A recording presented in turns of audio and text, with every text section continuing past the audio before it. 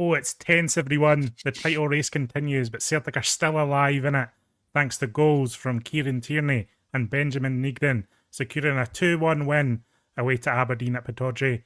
I am your host here, John McGinley. I'm joined by Josh McCafferty live from Pittodrie this evening. How are you doing tonight, Josh? Feeling very good, John. Feeling very relieved. I was stressed towards the end of that match, if I'm being brutally honest with you, but it felt like a significant Celtic victory here tonight. They got over the line, and that's all that matters. Yeah, again, not a classic performance by any means, but as people are saying, it's not performances that count at the moment, it's the points. And Celtic's 3 points tonight leapfrog them above Rangers in the Scottish Premiership table. This is the top 6 as it stands. Celtic are 1 point ahead of Rangers now. All teams have played the same amount of matches apart from Motherwell, who could still have a say in all of this. Celtic now 5 points behind Hearts. 9 games to go, everyone. Deep breaths, because it's going to just be as tense as tonight until the end of the season, I would imagine. Hard-fought victory. Josh, magic start. Kieran Tierney getting a goal. Great flick on from Liam Scales. It all looked plain sailing at that point. Yeah, certainly did. It was a really good start from Celtic. I thought they came out the traps fine. They picked off from where they left off at Ibrox against Rangers. Really good ball in from Luke McCowan. The flick from Liam Scales actually at the front post probably won't get spoken about enough, but it was really exquisite. And Tierney's in the right place at the right time. 16 goal involvements for the season now, 2 goals in as many games. He's flying, and Celtic were flying early doors. Even after they got the goal for a couple of minutes, they were popping it about really, really well. Some nice football, and then it all kind of came crashing down for them. Aberdeen grew into the game, they get their goal, they score the penalty, but Celtic come out the traps fine, and at that point, after the goal will go ahead and they're pushing on for more, you're thinking the game's only going one way, but so often you don't get what you think's going to happen with this Celtic team.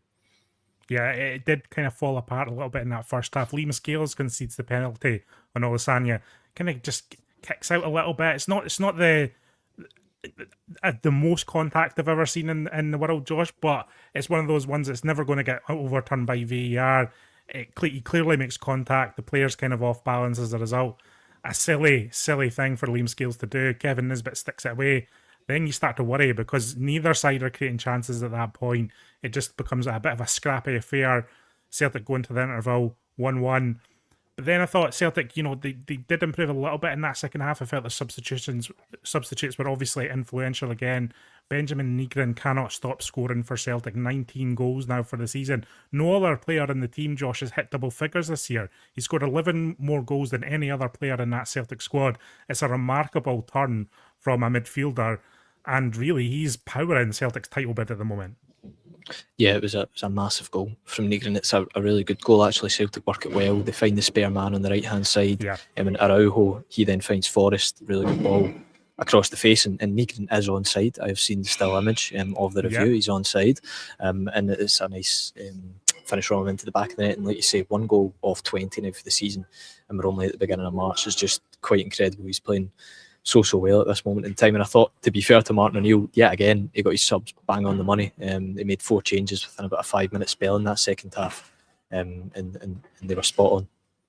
As if by magic, Josh, I have the angle here. Now there's different angles going around on social media, as is the way of the world these days, but this was the official VAR line that determined Benjamin Nygren was onside.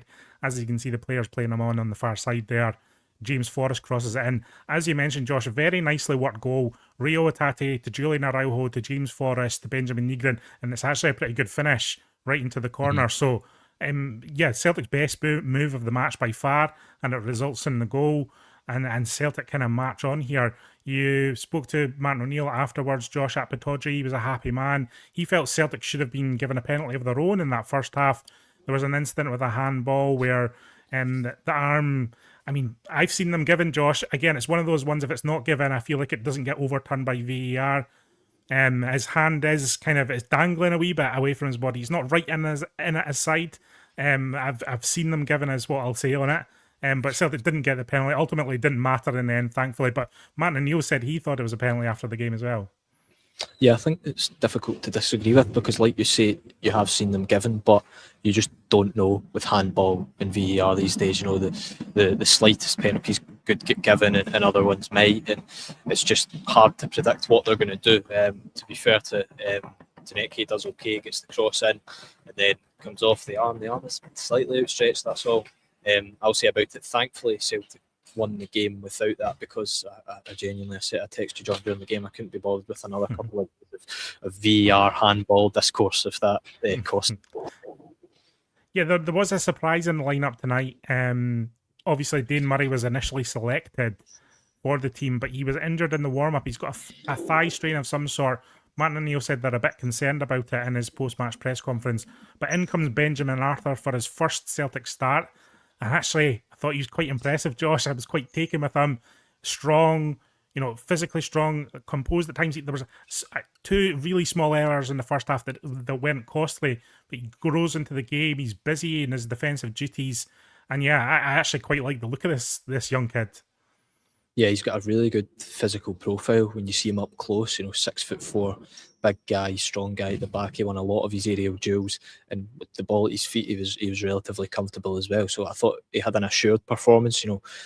We've seen Dane Murray in recent weeks and praise him for how he recovered from that mistake at the weekend against Rangers, but he doesn't look as assured as Arthur did tonight, in my opinion. He looked confident. You can see why people at Brentford rate him. And I think Martin O'Neill has a big call on his hands this weekend, whether it's going to be Austin Trusty or Benjamin Arthur, because I thought the big guy looked really good tonight. I mean, I think Austin Trusty will get the nod, but Benjamin Arthur certainly is looking decent for me, and I think he plays against Motherwell. Of course, we'll see what happens with Dane Murray in terms of his injury. As I was saying, Martin O'Neill didn't sound particularly, happy with that situation after. I think he's quite concerned about what Dane Murray is suffering from here, but there'll be scans and treatment and all sorts of updates in the coming days, I suppose. Any other chat from Martin O'Neill after the match that was notable, Josh? I'm just trying to think back, reflect my mind about 20-30 minutes there, but no, he agreed that the victory was significant. He spoke about the Nygren potential offside and how he had concerns that they were going to give it offside. He was speaking to the fourth official as the check was ongoing, and Martin O'Neill, he's brutally honest, and he admits when he's nervous and he admits when he's worried, and he certainly was, as a lot of Celtic fans probably were, and that was getting checked, because when I seen it initially, I didn't think Nygren was onside, and you get the still back and he was. But yeah, Martin, pleased with the victory tonight. I think it's a case of coming up here, getting the 3 points, and just getting down the road for the game on Sunday now. I'm getting pelters for my Benjamin Arthur comments. Arthur was basic at best. This commenter saying overreacted. Listen, obviously he's just coming into the team. It's his first start. He's a young guy. I thought he looked composed in those circumstances. He gets the call into the team half an hour before. He's probably thinking he's got a night on the bench at some point. Yeah, and I think yeah. That's a really good point, John. And Martin made that actually in his post-match press conference, that Benjamin Arthur only knew he was starting this match tonight at about 7:30 when Dane Murray pulls up injured in the warm-up. So mentally, he must have had so much going through his mind during that period. And obviously, where I'm sitting in the press box, I could see him. While all the players from both teams were away back in their dressing rooms preparing for the match, Benjamin Arthur was just going through a bit more of a strenuous warm-up as he got himself ready for the game. So I think that's a really important point you have to make about his performance tonight, that he wasn't essentially knowing that he was going to start. Yeah, another person who had a big moment in the match was Vuljami Sinisalo. Makes a kind of fly-in save from a header early in the second half when Aberdeen came out kind of fly-in. A big save in that moment, a really big save, and actually quite an agile save, which is notable considering some of Celtic's goalkeeping issues of late. I thought it was a good moment for him, and kind of everyone's kind of expecting him to keep his place in the team as well, regardless of what happens with Kasper Schmeichel's illness or what's going on with him. I think the number one jersey is Vuljami Sinisalo's to lose. He had a couple of kicks out tonight in the first half when Celtic were trying to go long to Thomas Chavanchara, and they didn't come off. They went low. I don't know what he was trying to do, and Aberdeen intercepted him in the midfield and invited pressure on Celtic. But he's a goalkeeper. His main job is to make saves, and when he was called into action tonight, he stood up. It's a save that Kasper Schmeichel simply doesn't make, in my opinion, based on his current form. So yeah, Sinisalo assured, confident yet again for the majority of the game tonight, and yeah, like I said, the number one jersey is his to lose now. Yeah, I would agree with that. So a pleasing night, I guess. This is a match that could easily have been a slip-up for Celtic. Celtic on course now, playing the Scottish Cup on Sunday. Martin O'Neill not really having much of the reporters' attempts at getting a line out of him on the derby this weekend. He says he's going to watch the Aberdeen game back on the bus on the way down the road and then think about the Rangers game tomorrow. So he's still very much in a Pittodrie mode, Josh, which is fair enough. And again, another big game on the horizon with Motherwell. Everything just keeps on moving at the moment. But listen, I don't think you can, I'm not kind of trying to hand wave away the performance tonight. I don't think it was good again. I don't think the big issues in the team are really going away anytime soon. But ultimately, I think everyone has to be pleased. I'm certainly pleased with 3 points tonight, Josh. As you say, everything feels significant just now when it's positive, because there's been so much going wrong this season that these positive moments have been hard to find. And so when they come along, I guess we've all got to just take them as they are, enjoy it, and kind of think about the next test. Yeah, and I think Celtic have had a lot of false dawns this season throughout the campaign, where they'll get a big win and then a couple of days later they won't be able to back it up, or their rivals drop points and they can't take advantage and they drop points too. But after that second half performance at Ibrox, you were really looking for Celtic to maybe not match it with a 90-minute performance tonight. Obviously everyone wanted that, but the key criteria at the moment is winning games in the title race. And after doing what they did against Rangers, coming to Pittodrie tonight and picking up the 3 points to move above them in the table, and move within 5 points of Hearts and 9 games to go.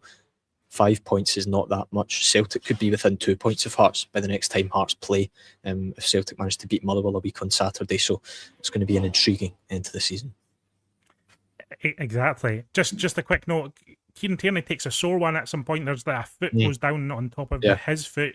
It eventually gets substituted off for Sriracha. I guess that might be a slight concern. There's a wee knock there. But I thought Kieran Tierney in general, outside of his goal, I thought he battled well tonight. He's really playing for the shirt at the moment. You can see him digging in. You can see the resolve and the resilience in Kieran Tierney right now, which personally I like to see in a footballer.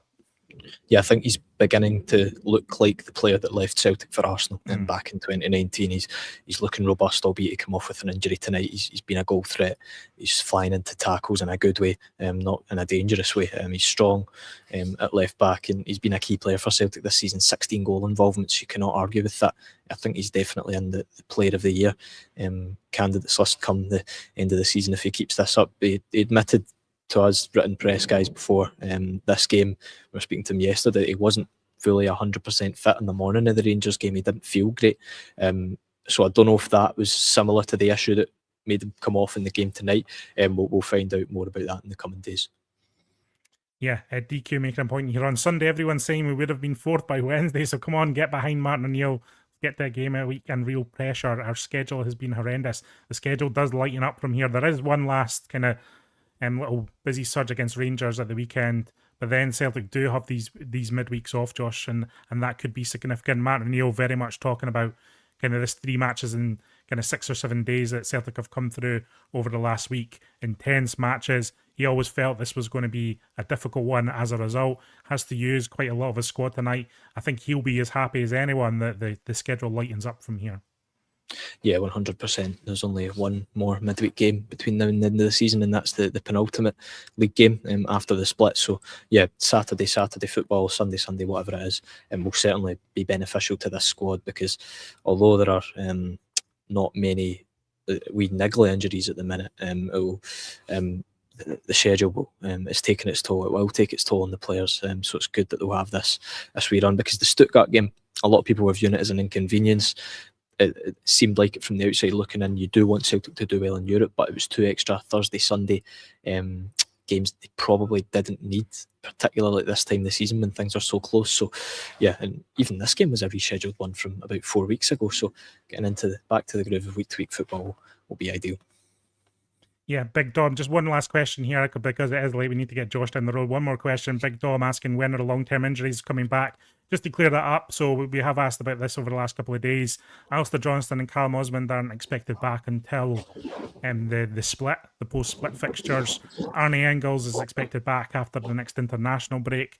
Jota isn't expected back this season, neither is CCV. So those are the that's the update, Josh. So I guess we're still kind of fighting fires with the squad until then, but hopefully everything's moving in a positive direction. Hopefully Dane Murray's not too serious. Hopefully nothing is particularly wrong with Kieran Tierney, and Celtic just keep motoring here. And listen, we appreciate everyone joining us in the live chat. Josh, I appreciate the late night as well. Get down the road safely. And we'll see everyone again next time. We're back tomorrow morning, of course, with another morning briefing. Lots on the website as well if you want to read Matt and Neil's press conference. It is up on celticway.co.uk already. Managed to get that out quickly before speaking to Josh. So we're all sorted. If you want to read Josh's analysis of the game, that is also on the website celticway.co.uk. Josh, thank you very much this evening. And yeah, we'll see you again next time. Goodbye, everyone. We'll see you again next time on the Celtic Way.